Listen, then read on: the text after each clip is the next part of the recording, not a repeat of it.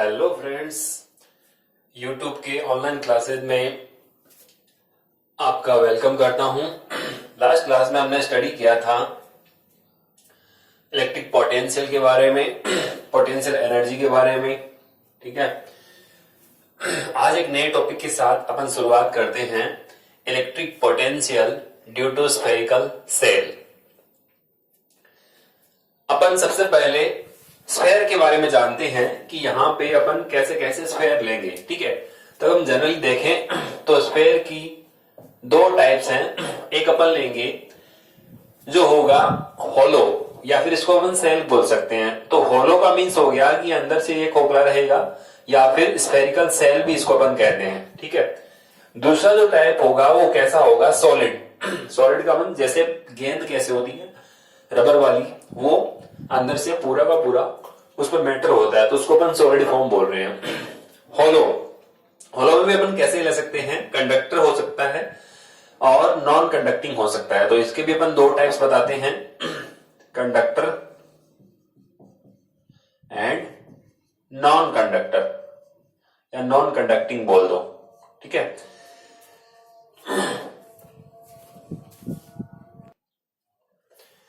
Okay. तो अपन बात कर रहे थे स्फेयर की, दो टाइप्स के स्फेयर हैं, होलो एंड सॉलिड। होलो में अपन बोलेंगे अंदर से जो खोखला रहेगा, इसमें भी दो टाइप्स हो सकता है, कंडक्टर और नॉन कंडक्टिंग। कंडक्टर तो अपन बोल सकते हैं जैसे मेटल का बना हुआ है। ठीक है, जैसे एक कोई सपोज चांदी का बना हुआ कोई स्फेयर है, या फिर मान सकते हैं अपन किसी भी मेटल का हो सकता है, वो कंडक्टिंग स्फेयर है। ठीक है, तो इसको मेटेलिक भी बोलते हैं अपन। ठीक है, तो यहाँ पे ये भी आप ध्यान में रखोगे, तो ये मेटेलिक भी बोला जा सकता है इसको। नॉन कंडक्टिंग, तो नॉन कंडक्टिंग के लिए अपन बोलेंगे, जैसे एग्जाम्पल के फॉर्म में अगर हम ले तो फुटबॉल है जो अंदर से क्या रहेगी, हॉलो। ठीक है, तो अपन बोलेंगे ये फुटबॉल का एग्जाम्पल ले सकते हैं। तो इसमें नॉन कंडक्टिंग में जो दूसरा नाम बोला जाता है उसको अपन कह सकते हैं कि डाइलेक्ट्रिक, या फिर इसको बोला जाता है इंसुलेटेड। ठीक है, तो कई बार इन वर्ड के कारण कंफ्यूजन हो सकता है कि कौन सा डेरिवेशन पूछा गया है। तो अपन को आज फाइंड तो करना है electric potential due to spherical shell, लेकिन अपन पहले सेल का मतलब समझ रहे हैं। तो नॉन कंडक्टिंग, या फिर आपको बोल सकता है इंसुलेटेड। ठीक है, तो इंसुलेटेड, या फिर आपको बोल सकता है डाइलेक्ट्रिक, इसमें भरा हुआ तो डाइलेक्ट्रिक मान लो। डाइलेक्ट्रिक अगर पूरा तरीके से भरा हुआ है तो वो सॉलिड फॉर्म बन जाएगा। ठीक है, तो डाइलेक्ट्रिक भी वर्ड यूज कर लेता है कई बार। सॉलिड भी अपन बोलते हैं, दो टाइप के हैं, एक तो कंडक्टर और दूसरा नॉन कंडक्टिंग। तो एक तो हो जाएगा टाइप कौन सा, कंडक्टर, या कंडक्टिंग बोल दो, कंडक्टिंग। और दूसरा जो टाइप है वो कौन सा हो जाएगा, नॉन कंडक्टिंग। ठीक है, ये नॉन कंडक्टिंग है।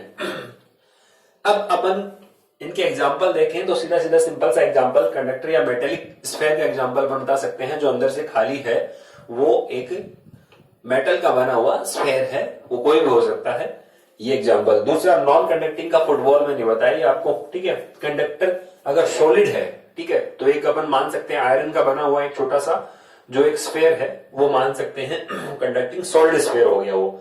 नॉन कंडक्टिंग सॉलिड स्फेयर का एग्जाम्पल अपन बता सकते हैं कि रबर वाली बॉल आती है, वो अंदर से उसमें पूरा रबर है वो फिल होता है, तो अपन बोल सकते हैं नॉन कंडक्टिंग, ये सॉलिड स्फेयर का एग्जाम्पल है।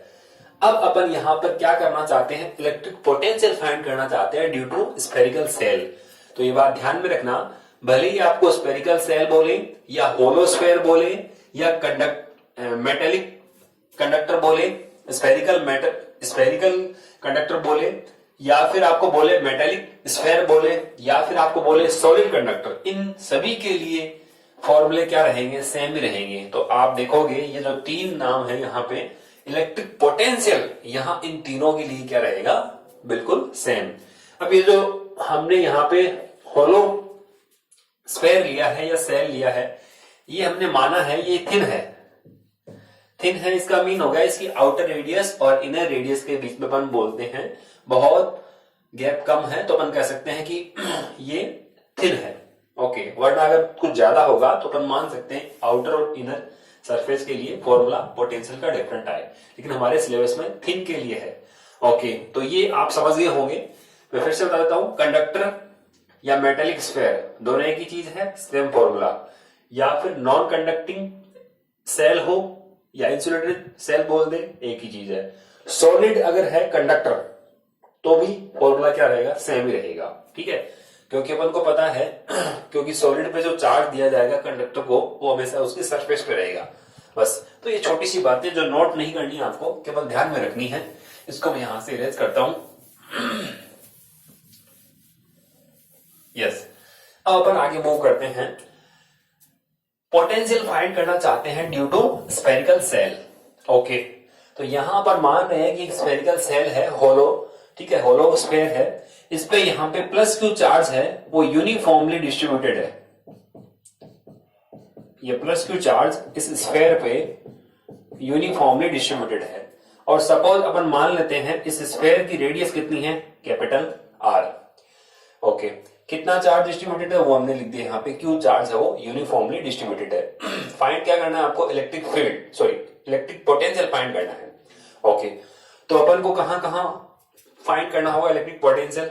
First, when point P located outside the sphere, जब ये पी पॉइंट बाहर हो।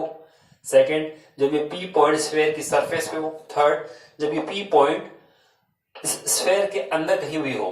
तो इन तीनों ही पॉइंट पे अपन को इलेक्ट्रिक पोटेंशियल की वैल्यू फाइंड करनी है, ठीक है।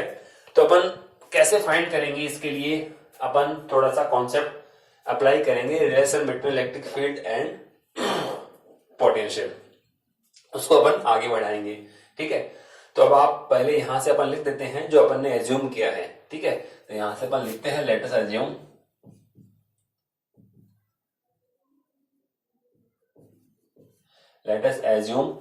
ए uniformly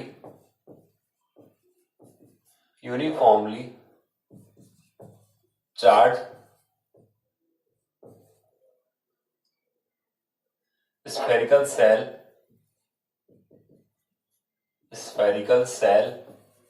of radius, uniformly charge कितना है भाई, Q। तो अपन चाहें तो ये Q भी लिख सकते हैं, तो यहाँ पे आप लिख देना Q।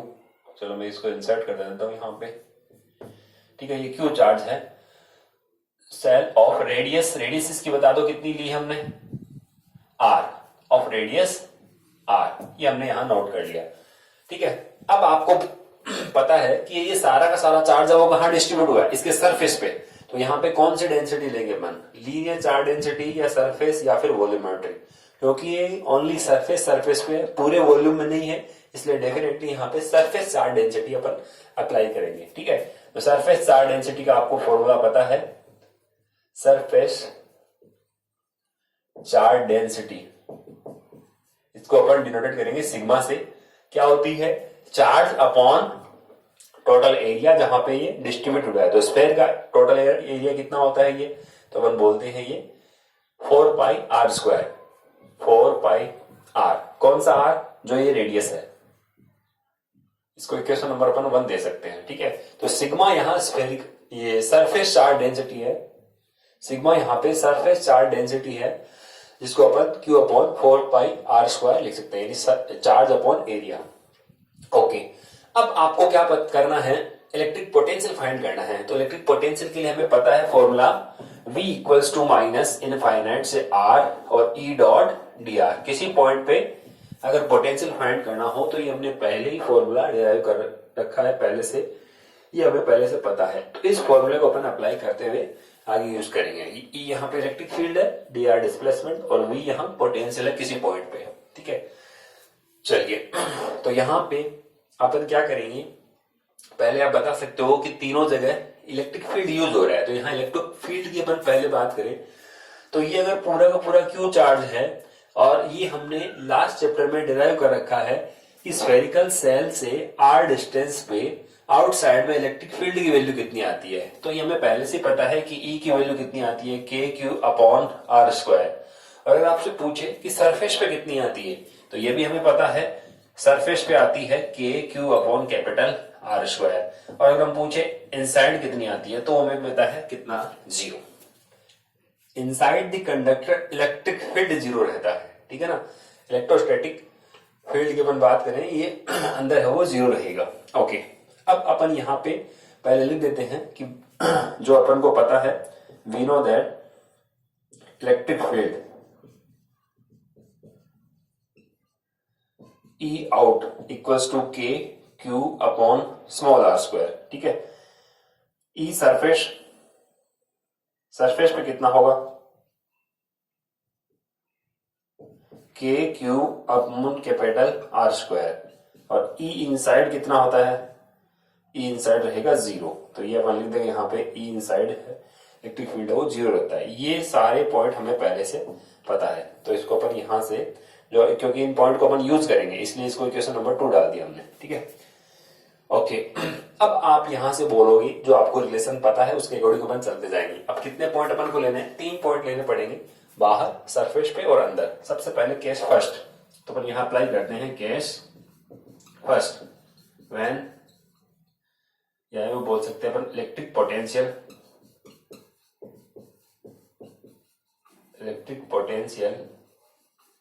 when point P located at outside the sphere, sphere के मान लो ये आउटसाइड में लोकेटेड है, तो आप बता सकते हो कि क्या रिजल्ट आएगा, उसको अपन डिराइव कर लेते हैं। देखो सबसे पहले अपन बाहर लेते हैं पॉइंट जहां पे आपको इलेक्ट्रिक पोटेंशियल फाइंड करना है। सपोज ये पॉइंट है P, यहां पे इलेक्ट्रिक पोटेंशियल फाइंड करना है। सेंटर O से ही हमने डिस्टेंस कितनी ले ली हुई, R डिस्टेंस ले ली सपोज, ठीक है। तो कैपिटल R और R में रिलेशन क्या आएगा, कौन बड़ा रहेगा, डेफिनेटली डायग्राम से शो हो रहा है R greater than capital R। तो इलेक्ट्रिक पोटेंशियल क्या आएगा, तो अपन पहले फॉर्मूला अप्लाई करते हैं। We know that V, actual में इस पॉइंट पे पोटेंशियल डिफाइन करने का मीन क्या हो गया कि आप इंफिनिटी से यूनिट चार्ज को यहां तक ला रहे हो अगेंस्ट द इलेक्ट्रिक फील्ड, और वर्क डन कितना आता है उस फॉर्म में अपन उसको बोल रहे हैं। कितना इलेक्ट्रिक फोर्स वर्क डन करेगा, ठीक है, उसके अकॉर्डिंग बोल दो या एक्सटर्नल वर्क डन बोल दो। तो इस पॉइंट पे कितना वर्क डन होगा पर यूनिट टेस्ट चार्ज को लाने में, वही क्या कहलाएगा इस पॉइंट पे पोटेंशियल। तो अपन आउटसाइड की बात कर रहे हैं, ये अपन को पहले से पता है फॉर्मूला, इन्फिनिटी से R और ये E डॉट dr। अब यहाँ dr है, dr डिस्प्लेसमेंट हमने ले रखा है। अगर हम डिस्प्लेसमेंट, जैसा कि आपकी बुक पे भी दे रखा है, इस डिस्प्लेसमेंट को अपन dl ले, तो ये लाइन इंटीग्रल के फॉर्म में अपन लिखते हैं इसको। मान लो डिस्प्लेसमेंट कितना है dl, ठीक है। वो dl क्यों लिया है अभी पता लग जाए आपको। E डॉट dl ये हमने इस फॉर्म में लिखा है डिस्प्लेसमेंट, मान लो, ठीक है। यानी यहां से ये एक चार्ज स्फेरिकल कंडक्टर या स्फेरिकल सेल बोल दो, यहां अपन पॉइंट P बोल रहे हैं, और यहां मान लीजिए कि ये पॉइंट है जिससे अपन डिस्प्लेसमेंट dl बोल रहे हैं। इसको हल्का सा डिस्प्लेस किया टुवर्ड्स द स्फेयर। ओके, ये फॉर्मूला अपन को पता है। अब अपन बोलेंगे यहां से electric field at point P कितना आता है, KQ अपॉन R स्क्वायर। तो इक्वेशन नंबर 2 से इसकी वैल्यू पुट कर सकते हो, ठीक है। तो यहां पे अपन इसको पुट करेंगे तो ये क्या बनेगा, अच्छा इसमें dl आ रहा है साथ में। अब एक बात देखो, जो अपन यहां लिखते थे वो dr है और ये क्या है dl है, तो उसको अपन थोड़ा सा क्लैरिफाई करते हैं कि ये डिस्प्लेसमेंट है इस डायरेक्शन में, ठीक है। इलेक्ट्रिक फील्ड की इस पॉइंट पे अगर देखो डायरेक्शन, तो वो इस साइड में है, और डिस्प्लेसमेंट क्या है इस डायरेक्शन में, ठीक है। तो यहां से E और dl के बीच में एंगल कितना हो गया, 180 डिग्री। दोनों एक दूसरे के अपोजिट हैं तो 180 डिग्री। तो यहां आएगा माइनस EDL, क्योंकि cos 180 की वैल्यू माइनस होती है, ठीक है ना। तो माइनस माइनस यहां से प्लस बन जाएगा वो, यानी यहां से EDL cos 180 बनेगा, और 180 की वैल्यू -1, माइनस माइनस बना देगा +1, ठीक है। क्योंकि यहां डिस्प्लेसमेंट इसके अगेंस्ट है। तो अगर आप देखोगे तो V equals to minus infinity to R और EDL cos 180, ठीक है ना, क्योंकि यहां डिस्प्लेसमेंट और इलेक्ट्रिक फील्ड दोनों की वैल्यू म्यूचुअली अपोजिट है। ओके, अब इसको अपन देखें तो ये माइनस माइनस प्लस हुआ। अब यहाँ पे dl के लिए अपन देखते हैं, ये डिस्प्लेसमेंट है, ठीक है। आपने इलेक्ट्रिक फील्ड जो बताया था उसमें ये डिस्टेंस r जो यूज कर रहे हो, यहाँ पे KQ अपन R यूज कर रहे हो, ये कहां से मेजर किया आपने, सेंटर से मेजर की है, तो इस और मूव कर रहे हैं अपन, ठीक है। और डिस्प्लेसमेंट आप इधर चार्ज को इधर मूव कर रहे हैं यूनिट चार्ज के लिए। तो अपन क्या करें फिर, यहाँ पे अपन बोलेंगे कि ये वाला डिस्प्लेसमेंट वो dl है, और यहां पे अपन माने कि आपको डिस्टेंस तो यहां से मेजर करनी पड़ेगी। तो यहां ये वाला जो डिस्प्लेसमेंट आता है वो राइट साइड में अपन स्मॉल डिस्प्लेसमेंट मान लेते हैं, कितना dr। तो dl और dr दोनों के दोनों अपन बोलते हैं इक्वल है, लेकिन एक दूसरे क्या है, जस्ट अपोजिट। तो यहां पे अपन लिख देंगे माइनस, ये तो माइनस माइनस क्या हो गया प्लस, तो इसको आप लिखोगे इन्फिनिटी से r और ये e dl। ओके, अब आप यहां पे पुट करोगे कि dl equals to minus dr। Reason क्या है इस बात का, क्योंकि e की वैल्यू आप इक्वेशन नंबर 1 से पुट करोगे के क्यू अपॉन आर स्क्वायर, ठीक है, और वो r आपने मेजर कर रखी है सेंटर से, ठीक है। तो ये डिस्प्लेसमेंट यहां से अपन बोलेंगे, अगर इस डिस्टेंस को मेजर करने के लिए इधर से मूव कर रहे हो तो स्मॉल डिस्प्लेसमेंट dr होगा, और वो यूनिट चार्ज को लाने में वो dl है। तो dl और dr अपन दोनों क्या लेने हैं, इक्वल, लेकिन डायरेक्शन अपोजिट होने से यहाँ माइनस साइन ले लिया हमने। ये माइनस dr आप यहाँ पुट कर दो, तो यहां से ये बन जाएगा minus integration infinity to r, और ये बन जाएगा यहां से e dr। अब आप इक्वेशन नंबर 1 से, अब डॉट वगैरह सब हट चुके हैं यहां से, इक्वेशन नंबर 1 से इसकी वैल्यू पुट कर दो। तो यहां से अपन बोलेंगे फ्रॉम इक्वेशन 1 v आउटसाइड कितना, ये आउटसाइड चल रहा है सारा, माइनस इन्फिनिटी टू r के क्यू अपॉन आर स्क्वायर, और ये हो गया dr। 1 अपॉन आर स्क्वायर में आप बोलोगे 1 अपॉन आर स्क्वायर का इंटीग्रेशन कितना आता है, माइनस 1 अपॉन आर। के और क्यू तो कांस्टेंट है, इंटीग्रेशन से बाहर, तो ये के और क्यू इंटीग्रेशन से बाहर आ गई, वो माइनस और माइनस ये क्या बना देगा, प्लस, तो ये रिजल्ट आएगा के क्यू अपॉन आर। चलो एक स्टेप बढ़ा देते हैं अपन, माइनस माइनस प्लस हुआ, के क्यू बाहर आया, और यहाँ पे अपन बता देंगे कि माइनस 1 अपॉन आर, तो इसका इंटीग्रेशन का रिजल्ट आया है, और ये इन्फिनिटी से आर। लिमिट अप्लाई करोगे, ये माइनस माइनस तो प्लस, पहले अपर लिमिट फिर 1 अपॉन नीचे वाली लिमिट अप्लाई करोगे माइनस करके, तो ये 0 बन जाएगी। तो v नॉट अपॉन के क्यू अपॉन आर, ये आपका आउटसाइड इलेक्ट्रिक पोटेंशियल आ गया है, ठीक है। अपन को पता है आउटसाइड में इलेक्ट्रिक फील्ड की इंटेंसिटी ये होती है, और आउटसाइड में पोटेंशियल की आ गया ये। अब ये वैसे ही है जैसे मान लो कि ये सारा का सारा चार्ज है वो कहां कंसेंट्रेट है, एक पॉइंट ओ पे कंसेंट्रेट, यानी सेंटर पे कंसेंट्रेट हो गया, और हमने आर डिस्टेंस पे इलेक्ट्रिक पोटेंशियल की वैल्यू फाइंड कर ली ड्यू टू पॉइंट चार्ज। तो जैसा फॉर्मूला आपका पॉइंट चार्ज के कारण आया था ना, वैसा का वैसा ये स्फेरिकल सेल वाला भी आ रहा है। इसका मतलब ये ऐसे बिहेव कर रहा है, ये सारा का सारा चार्ज मानो एक ही पॉइंट पे, यानी इसके सेंटर पे कंसेंट्रेट हो, और हमने पॉइंट चार्ज के कारण पोटेंशियल फाइंड कर लिया हो, उसके जैसे ही बिहेवियर इसका। इसके इक्वेशन नंबर डाल देते हैं अपन 3। अब केस थर्ड में अपन बोलेंगे, अगर मान लो यही पॉइंट हमारा सरफेस पे होता, पी पॉइंट अगर सरफेस पे होता तो कितना आता आंसर, ठीक है। तो केस सेकंड में अपन बोल देंगे, case second,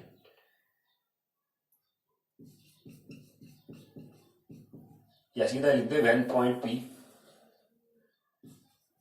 when point P located at the surface of sphere. इस केस में बोलिए अगर पॉइंट पी सरफेस पे आ गया, तो यहां से अगर ये पॉइंट पी यहां रहता है तो स्मॉल आर वाली डिस्टेंस ये होगी, तो स्मॉल आर और कैपिटल आर में रिलेशन क्या आ जाएगा, यस, दोनों के दोनों इक्वल हो जाएंगे। तो यहां अपन बोल देंगे small R equals to R. इसका मीन ये हो गया कि यहां जो आप लिमिट अप्लाई कर रहे थे infinity to R, infinity to R limit apply कर रहे थे, अब ये पॉइंट यहां आ गया तो कैपिटल आर अप्लाई कर दोगे, तो कुछ चेंज नहीं आएगा। सीधा इक्वेशन 3 से आप बोल सकते हो कि अपॉन क्या बन जाएगा, ओनली कैपिटल आर। तो आप यहां से बोल सकते हो फ्रॉम इक्वेशन 3 v सरफेस कितना आ गया, के क्यू अपॉन कैपिटल आर। इसको इक्वेशन नंबर डाल दीजिए आप 4, ठीक है। Next case third, case third के अगर हम देखें तो केस थर्ड में बोलेंगे when point P, when point, अगर मान लो ये पॉइंट पी कहां आ जाए, अंदर यहां पे आ जाए, व्हेन पॉइंट पी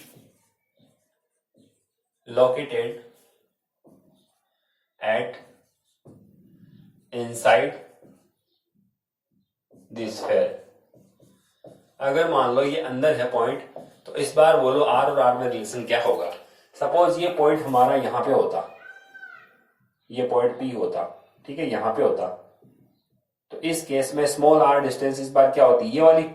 तो आर और आर में कौन बड़ा है, कैपिटल आर बड़ा है, तो यहां से आप बोलते R less than capital R, ठीक है। इस केस में अब हम बोलते हैं इलेक्ट्रिक पोटेंशियल क्या आएगा। ठीक है, यहां से देखना इलेक्ट्रिक फील्ड चेंज हो रहा है, जीरो नहीं आएगा, अंदर पोटेंशियल जीरो नहीं होता। देखना अपन बोले अगर अपन इन्फिनिटी से सरफेस तक आए तो इलेक्ट्रिक फील्ड की वैल्यू है वो चेंज होती है, लेकिन जैसे ही सरफेस से अंदर आ जाए इलेक्ट्रिक फील्ड क्या रहेगा, जीरो हो जाएगा।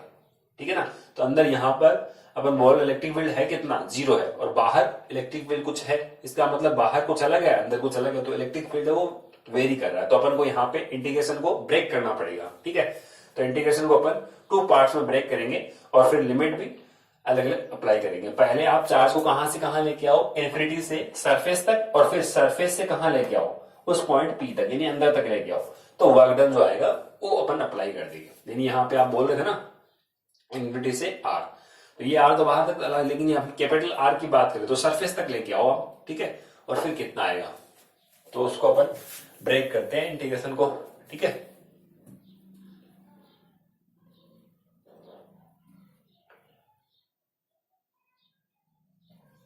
या यो बोल सकते हो डिवाइडिंग, या डिवाइडिंग के बजाय ब्रेक करना सही रहेगा। We break the integration into 2 parts.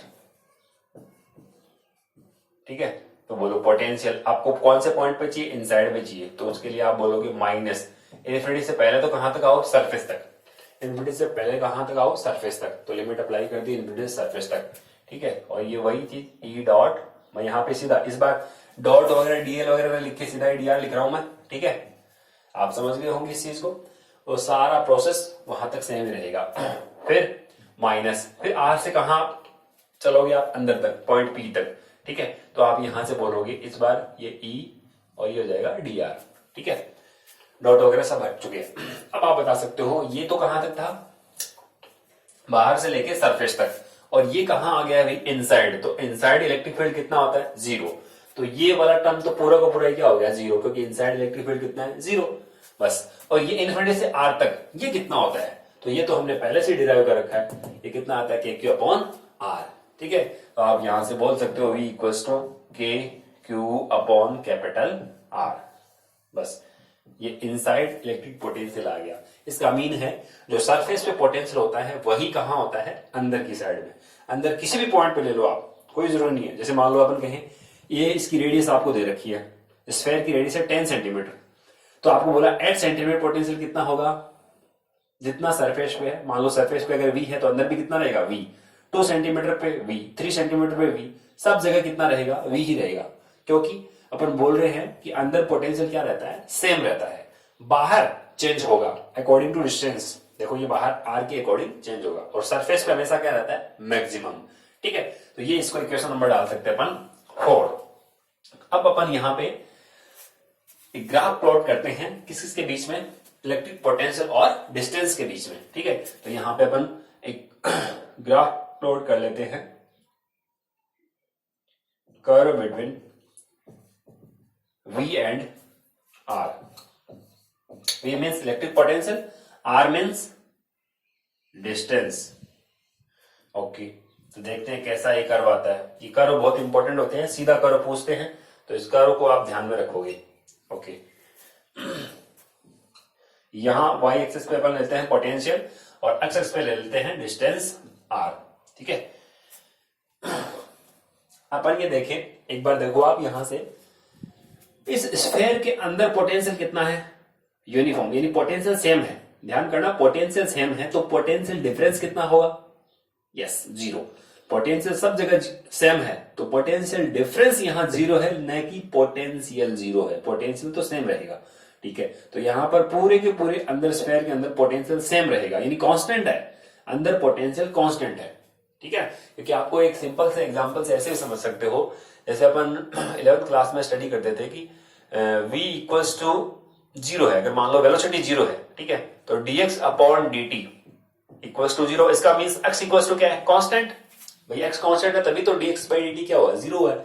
Similarly अपन बोलेंगे कि मान लो यहां से आप बोल रहे हैं E equals to minus dv upon dr, ये फॉर्मूला पता है। अगर इलेक्ट्रिक फील्ड जीरो है अंदर तो इसका मीन्स अंदर पोटेंशियल कितना है, कांस्टेंट। यस, तो इस चीज को अपन यहां से एक्सप्लेन कर सकते हैं। ओके, तो ये हो गया सेंटर पॉइंट, और यहां हो गया हमारा जहां आर और आर दोनों इक्वल हो, और यहां जाएगा आर लेस देन आर, और ये वाला जाएगा आर ग्रेटर देन आर। ठीक है, अब चलते हैं अपन सेंटर से सरफेस की ओर चल रहे हैं। तो सेंटर से सरफेस तक इलेक्ट्रिक पोटेंशियल क्या रहने वाला है, सेम। इन सब जगह अपन कह रहे हैं इलेक्ट्रिक पोटेंशियल सेम है, कांस्टेंट है। तो आप यहां से सेंटर ओ से चलिए और बिल्कुल इस सरफेस तक आ जाइए। ये मैं ड्रॉ कर रहा हूं, बिल्कुल जो डार्क लाइन है उसको ही आपको ड्रॉ करना है। ये डॉटेड लाइन तो केवल ये शो कर रही है कि यहां पॉइंट है हमारा, जहां r इक्वल्स टू r है वहां मैक्सिमम होगा पोटेंशियल। ठीक है, तो इस पॉइंट पे मैक्सिमम यानी जो अंदर है वो सरफेस के लिए अपन बता रहे हैं। अब अपन बात करते हैं बाहर की। तो जैसे ही आप यहां से स्फेयर से बाहर निकले, फॉर्मूला ये अप्लाई हो रहा है। तो यहां जैसे से r इंक्रीज होगी वैसे वैसे पोटेंशियल क्या होगा, डिक्रीज होगा। तो यहां पर ये हाइपरबोलिक, ठीक है, तो यहां ये हाइपरबोलिक कर्व अपन यहां से बना देंगे, और ये टच नहीं करना आपको एक्स एक्सिस पे, ये बस इन्फिनिटी पे जाके टच होता है। ठीक है, तो ये ग्राफ आप प्लॉट करोगे। ठीक है, यहां मैं लिख देता हूं v सरफेस, और ये है v इनसाइड। ठीक है, और ये v आउटसाइड, जो इनवर्सली प्रोपोर्शनल होता है किसके, r के। तो ये ग्राफ आपको प्लॉट करना है। तो आज का जो हमारा टॉपिक था वो इलेक्ट्रिक पोटेंशियल फाइंड करना था ड्यू टू स्फेरिकल सेल, या फिर इसको अपन बोल सकते हैं स्फेरिकल कंडक्टर बोल सकते हैं। स्फेरिकल कंडक्टर के केस में भी ये सेम ही आएगा। ठीक है, और या फिर बोल सकते हो कि मान लो इंसुलेटर कोई सेल है, उसके लिए भी सेम है। ठीक है, तो यहां पे मैं ब्रैकेट में लिख देता हूं स्फेरिकल कंडक्टर, सॉलिड हो चाहे वो होलो हो, स्फेरिकल कंडक्टर, स्फेरिकल कंडक्टर। तो जब भी बोला जाए स्फेरिकल कंडक्टर तो ये बताने की जरूरत नहीं है कि वो, आपको ये पूछने की जरूरत नहीं है कि वो होलो है कि सॉलिड है। दोनों के लिए ही फॉर्मूले क्या होंगे, ये सारे के सारे इनसाइड आउटसाइड सरफेस पे ये तीनों के तीनों फॉर्मूले क्या रहेंगे, सेम रहेंगे। ठीक है, तो एक बार फिर से रिवाइज कर लेते हैं अपन। आज हमने स्टडी किया electric potential due to spherical shell. सबसे पहले अपन ने बोला स्फेरिकल सेल ये चार्ज है वो यूनिफॉर्मली डिस्ट्रीब्यूटेड है, सरफेस चार्ज डेंसिटी सिग्मा। अब आप बोलोगे सिग्मा का यूज क्या हुआ, सिग्मा का यूज अपन कर सकते हैं। अगर मान लो आपको सिग्मा के फॉर्म में आंसर चाहिए, तो जहां जहां आपने कैपिटल क्यू लिखा है, इस कैपिटल क्यू की क्या पुट कर सकते हो, सिग्मा इंटू 4πr²। तो यहाँ सिग्मा इंटू 4πr² पुट कर दो, आंसर आ जाएगा सिग्मा के फॉर्म में। यहाँ भी पुट कर दो, और के की वैल्यू 1/4πε0 पुट करके और भी इसको सॉल्व कर सकते हैं अपन, उसके डिफरेंट डिफरेंट फॉर्मूला बन जाएंगे। ठीक है, तो अपन यहाँ पे पहले इनसाइड कितना इलेक्ट्रिक फील्ड होता है तीनों के लिए ये बताया, तीनों केस में। फिर उसके बाद में वो डिफरेंट डिफरेंट पॉइंट लेके अपन ने इलेक्ट्रिक पोटेंशियल फाइंड करना है। यहाँ पे थोड़ा समझने वाली बात ये थी कि हमने फॉर्मूला E.dl लिया, और उसमें E और dl यानी अपन यूनिट चार्ज को इन्फिनिटी से इस डायरेक्शन में मूव करा रहे हैं, और इलेक्ट्रिक फील्ड की डायरेक्शन ये है। तो यहाँ थीटा 180 डिग्री हुआ, और मैंने 180 लिखा। ये माइनस तो अपन पहले से चला रहे थे। अब अपन बोल रहे हैं यहाँ पे आप डिस्टेंस कहां से मेजर करोगे, E इक्वल्स टू k/r² में सेंटर से डिस्टेंस मेजर की है, तो हमारा डिस्प्लेसमेंट है वो dr इस डायरेक्शन में है। तो dr की डायरेक्शन dl के अपोजिट है, इसलिए मैंने यहाँ पे माइनस dr पुट कर दिया। ओके, तो ये अपन यहाँ पे माइनस ये आ गया। फिर इसके बाद में इसको इंटीग्रेट किया, -1/r इसका इंटीग्रेशन होता है। फिर इसको सोल्व किया तो माइनस माइनस प्लस, और इसको क्लियर कर लिया। ओके, तो अब आप इसको पूरा नोट कर लेना। इसके बाद में नेक्स्ट क्लास में अपन स्टडी करेंगे due to non conducting sphere. वो सॉलिड स्फेयर होगा और नॉन कंडक्टिंग के लिए। अगर स्फेरिकल कंडक्टर के लिए आता है तो सेम पूरा का पूरा हूबहू वैसा का वैसा ही है। ठीक है, तो ओके स्टूडेंट्स, इसको नोट कर लीजिए आप अपनी फेयर नोटबुक पे। Thank you.